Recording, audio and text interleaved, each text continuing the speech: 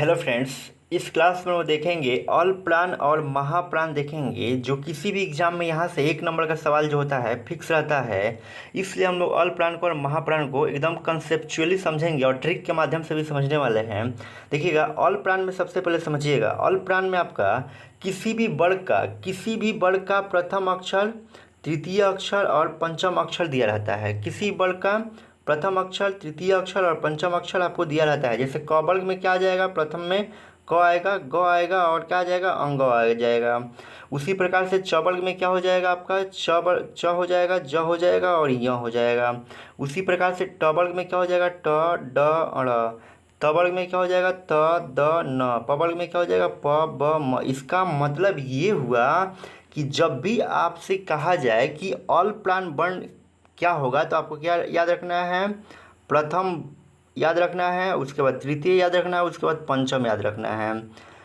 इसी को हम लोग क्या बोलेंगे, अल्प प्राण बोलेंगे। क्या बोलेंगे, अल्प प्राण बोलेंगे। इस चीज़ को आप ध्यान रखिएगा, अल्प प्राण, ठीक है ना। प्रथम प्रथम वर्ण, तृतीय वर्ण और पंचम वर्ण को क्या बोलेंगे, हम लोग अल्प प्राण बोलेंगे।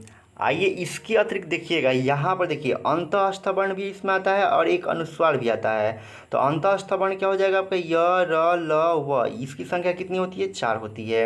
यानी कि और स्वर जो होते हैं 11 होते हैं। कुल ध्वनि पूछा जाए कि अल्प प्राण वाला कुल ध्वनि कितना है, तो आप याद रखिएगा 31। क्या याद रखना है, 31।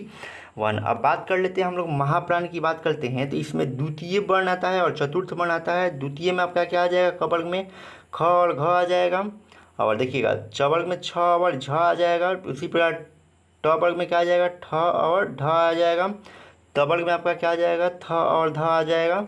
और प वर्ग में क्या आ जाएगा, फ और भ आ जाएगा, ठीक है ना। इसके अतिरिक्त हम लोग क्या समझे यहाँ पर कि जब भी आपसे महाप्राण वाला पूछा जाए ना, तो याद रखिएगा दूसरा वर्ण और चौथा वर्ण जो होता है आपका महाप्राण का एग्जाम्पल होता है। महाप्राण का एग्जाम्पल क्या हो जाएगा, दूसरा वर्ण और चौथा वर्ण क्या होता है, महाप्राण का एग्जाम्पल होता है।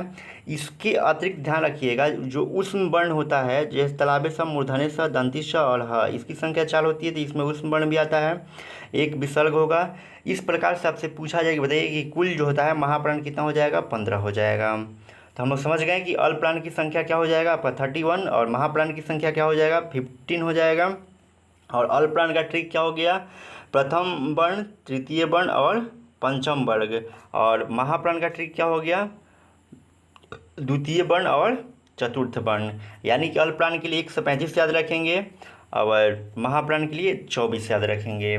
ऐसे ही और वीडियो को प्राप्त करने के लिए आप लॉजिकल इंग्लिश को सब्सक्राइब कर सकते हैं और ज़्यादा से ज़्यादा अपने फ्रेंड में शेयर कीजिए ताकि उनको भी लाभ मिल सके।